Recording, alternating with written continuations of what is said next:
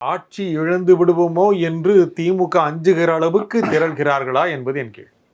திமுக அஞ்சுகிறதா இல்லையா என்பதை இன்று நீங்கள் நேர்காணல் பேசி கொண்டிருக்கும் பொழுதே தூய்மை பணியாளர்களுக்கு தனியார் கையில் ஒப்படைத்த பிறகு 5-6 மண்டலத்தைச் சேர்ந்தவர்கள் சென்னையில் ஐயா இந்த நேரம் மழை நேரம், அது தீர்மானத்தில் போட்டிருக்கார் விஜய்.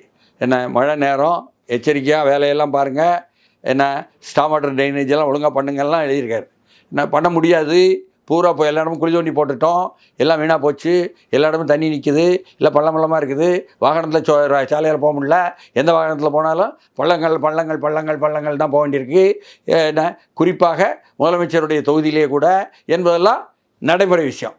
இங்கே இன்னைக்கு இப்போது தூய்மை பணியாளர்கள் எங்களுக்கு வேலை கொடுங்க, நாங்கள் சம்பளம் வாங்காமல் இந்த மக்களுக்காக பணி செய்கிறோம், என்ன பயங்கரமாக இந்த மழை தண்ணீர் மற்றது வச்சுக்கிட்டு பயங்கரமாக நிலைமை நல்லா இல்லை, மக்களுக்கு குப்பை சேர்ந்தால் அதெல்லாம் பாதிக்கும் என்பதாக வலிய சொல்லுகிறாங்க ஆயிரக்கணக்காக.